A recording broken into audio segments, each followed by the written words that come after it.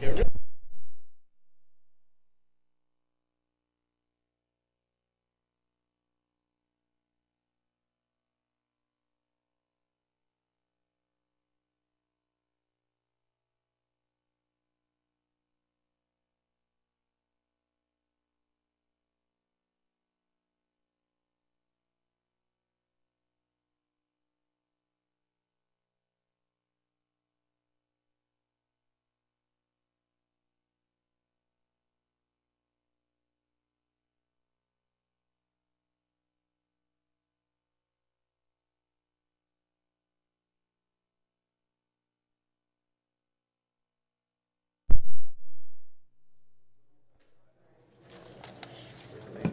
Glad you have Hollywood music straight to your phone.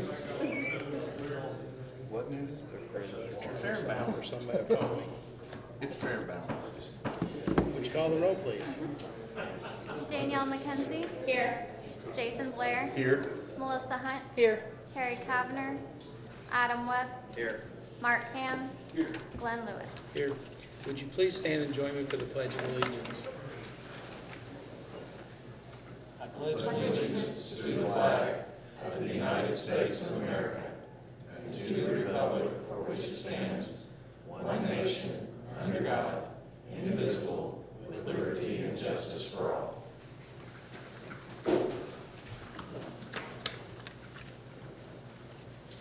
Okay, we have a consent docket. Item A is receive and approve the minutes of the regular city council meeting held October 3rd, 2016. Item B, approve and ratify claims and expenditures for FY 2016-2017 in the amount of $2,173,014.49. And item C is accept a 15-foot water line easement located on lots 3, 4, 5, and 6 of Block 1 of the Fritz Farm Addition, Section 2, located south of Southwest 19th and west of Fritz Boulevard, application by Jason Fritz. Do we have a motion? Make a motion to approve. Thank you. Second. Thank you. We have a motion and a second. Any other discussion? This action consent docket, would you call the vote, please? Jason Blair. Yes. Melissa Hunt. Yes. Adam Webb. Yes. Mark Ham. Yes. Danielle McKenzie. Yes. Glenn Lewis. Yes, item carries. Item number 3 is consider rezoning application number RZ-946 located in the southeast quarter of Section 22, Township 10 North, Range 3 West, being north of Southwest 19th Street and west of Telephone Road, from R3 General Residential District to R4 PUD Multifamily Plan Unit Development, and approve ordinance number 83316, application by the City of Moore. Planning Commission recommended approval of 8-0. Mayor, Council, this is for the city's redevelopment project that we have been talking about for some time now. I'll just go over a little bit of the history of the project in case anyone is not already aware of it. The subject site is located north of Southwest 17th Street and west of South Telephone Road. The property is currently vacant. It was previously the Royal Mobile Home Park. The city purchased the property after the May 20th, 2013 tornado. This was in order to facilitate the redevelopment of affordable housing in the area. To guide the redevelopment of the property, a comprehensive master redevelopment plan was completed in August of 2016. With the plan in place, now the city must rezone the property. The zoning should be updated to an R4 as a planned unit development for a multi-family residential development to allow for an overall density of 28 units per acre, while reserving ample space for public common area and commercial opportunities along Southwest 17th Street. Public water and sewer currently serve the site. They will be reconfigured to meet the redevelopment needs. Access to the site is from the existing road network. Max Morgan will be extended to reconnect with Southwest 17th Street, and Janeway Avenue will be reconstructed as part of this plan as it was detailed in the master redevelopment plan. There is a FEMA designated floodplain and floodway that runs along the east boundary of the property. We've named this the Janeway Creek, based on citizen comments from the planning process. We will be redeveloping this creek to function as a stormwater detention and programmed recreational space and a 10-foot multi-use trail that will run along the creek edge through the property and connect up to Little River Park to the north and the commercial corridor on Southwest 19th Street to the south. Pursuant to the More Vision 2020, the city is utilizing a planned unit development to achieve higher densities in this area. By utilizing a PUD, certain density requirements may be relaxed in exchange for amenities that would not otherwise be required. This PUD proposes the following amenities. The establishment of an architectural review committee to ensure quality design and materials on all development within the site. Approximately 7 acres of public open space will be provided with a 10-foot wide multi-use trail. Transitional buffering for the single-family neighborhood to the north will be used. That would include a 10-foot landscape buffer, the height limitation adjacent to the single-family development of 2 stories, and a 50-foot dumpster setback. Approximately 2 acres of commercial land with restricted uses, prohibition on drive-throughs and outdoor storage and display, and a height restriction of 2 stories. This property is currently designated in the More Vision 2020 as high-density residential due to the pre-existing mobile home park. Therefore, no amendment to the plan is necessary.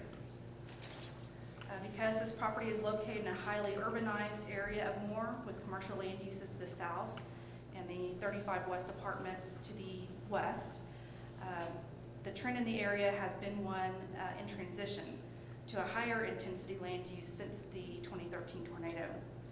Staff believe that this rezoning application and redevelopment plan is the highest and best use of the property while furthering the city's goals of providing quality, affordable housing and people-oriented development. Staff recommends approval of the rezoning application. At the Planning Commission meeting, we did not have any residents attend the meeting to protest the application or to support it in that matter. We have had about 5 public meetings over the course of the past year. We've had good attendance at each of those meetings, oftentimes with about 40 residents attending each of the meetings. That does include a one-day design charrette or design open house that we held at the community center, where we invited the neighborhood residents to come throughout the day and help us actually design the project. So we feel that we've done our due diligence with the neighbors around us. They left the final public meeting throughout this process saying that they liked what the city is intending to do, and they were in support of it. If you have any questions, I would be happy to answer them. Have we already set up the review committee? We have not yet. Okay, I would like to recommend, and this is just a suggestion, see what you guys think. I know that the planning commission always gets all the bad stuff, but how about let whoever wants to on the planning commission to be on this review committee and let them do something fun? Sounds How great. many would be on? I mean, just a thought. Well, we envision to keep it a manageable number. We envisioned several people, a couple people from the city council, several from the planning commission. We had a steering committee involved in this process from the beginning that we would also want to get some representatives from. We also feel it's very important to keep the design consultant on the review committee. So that would be Anthony with TAP Architecture would have a seat at the table. And this would basically oversee any development within this area. So landscaping plans, signage plans, obviously building plans. So it could be very fun and something different that Moore hasn't done before. I think that planning commissioners would love to participate. I think that would be great.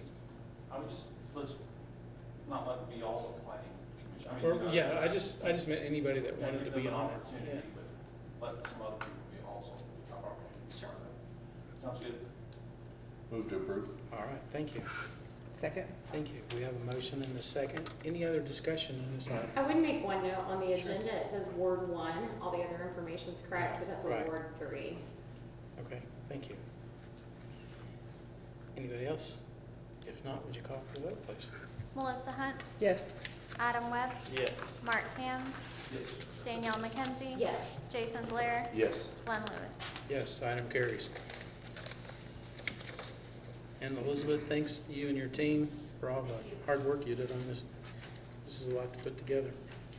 Item number 4 is consider ordinance number 83616, repealing Part 13, Chapter 4, Article A and B of the Moore Municipal Code and adopting new sections 13-401 through 13-415, establishing intent, purpose, and authority, providing for definitions, providing for organization and appointments, providing for emergency powers and duties of the city manager, establishing duties and emergency power of the emergency management director, and providing for an emergency operations plan, providing for the assistance of persons outside of city government, accepting liability, establishing a penalty for violation, establishing a penalty for violation of the Emergency Price Stabilization Act, Act number 150S 771.1 ET Esquire, providing for a repealer, and providing for severability, and declaring an emergency.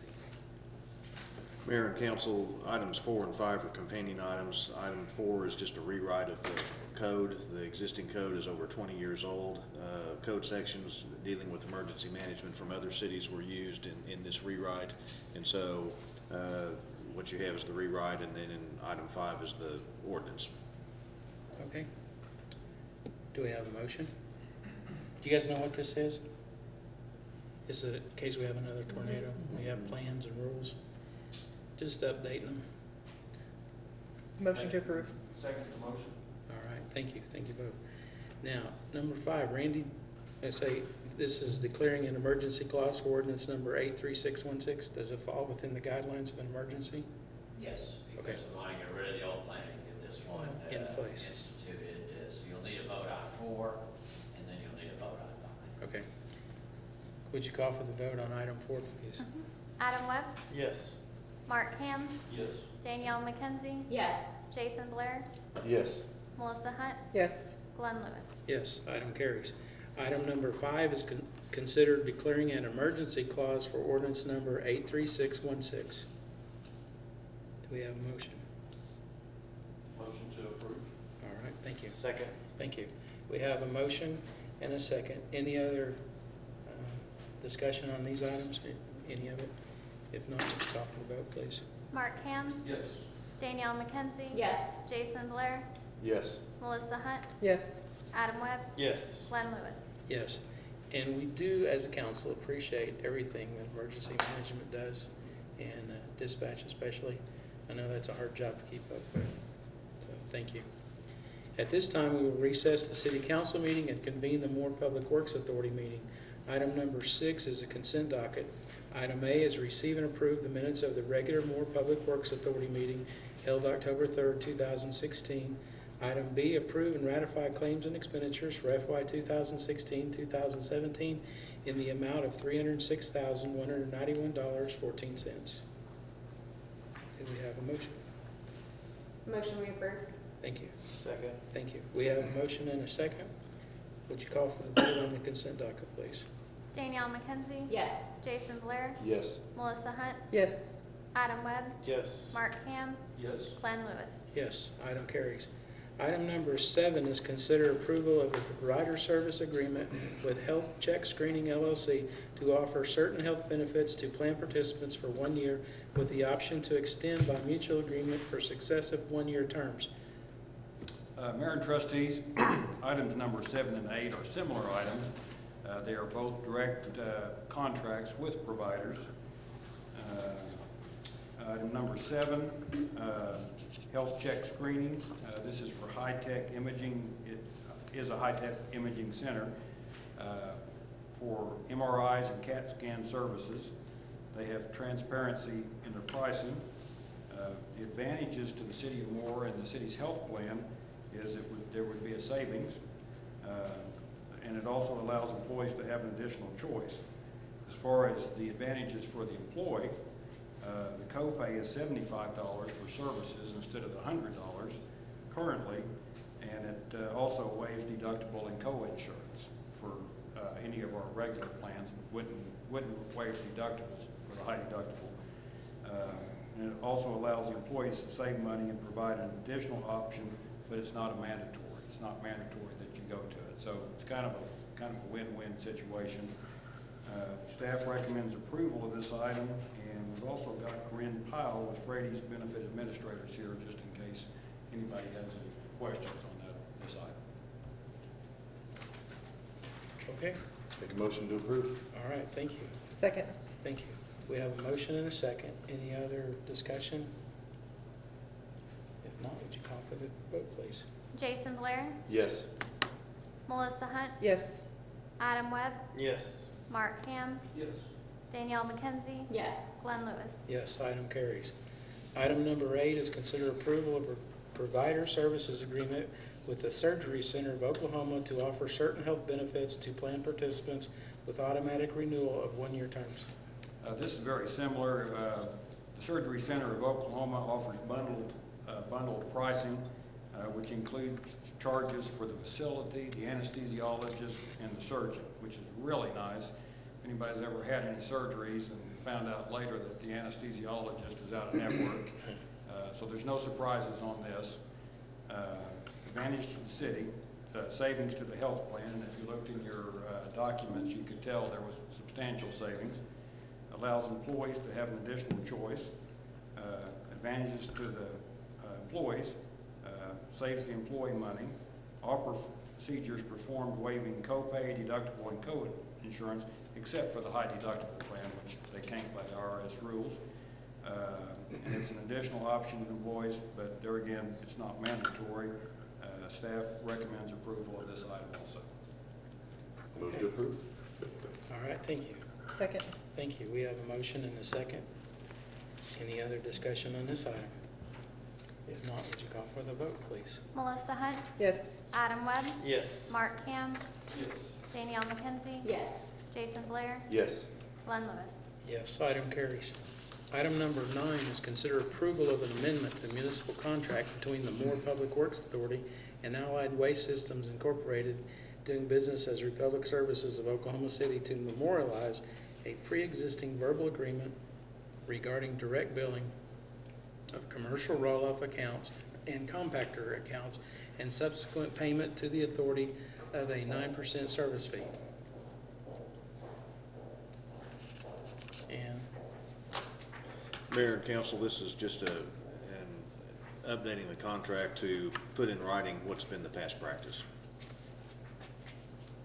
okay, I think they wanted this because they're the ones that's going to do the, I'm not sure if that's correct or not, though, so I shouldn't say that to look it up. Never I know mind. what you're gonna say. Okay, do we have a motion? And so currently we have a 9% service fee? That's I current. believe. It's my understanding, yes. Make a motion to approve? Okay, thank you. Thank you, thank you, Bill. Okay, anybody else have anything to say on this item? If not, would you call for the vote, please? Adam Webb, Yes. Mark Ham, Yes. Danielle McKenzie, Yes. Jason Blair, Yes. Melissa Hunt, Yes. Glenn Lewis. Yes, item carries. At this time, we'll recess the Moore Public Works Authority meeting and convene the Moore Risk Management meeting. Item number 10 is the consent docket. Item number A is receive and approve the minutes of the regular Moore Risk Management meeting held October 3rd, 2016. Item B is approve and ratify claims and expenditures for FY 2016-2017 in the amount of $570,265.95. Do we have a motion? Move to approve? All right, thank you. Second. Thank you. We have a motion and a second. Any other discussion on this item? It's a consent docket anyway. Would you call for the vote, please? Mark Ham, Yes. Danielle McKenzie, Yes.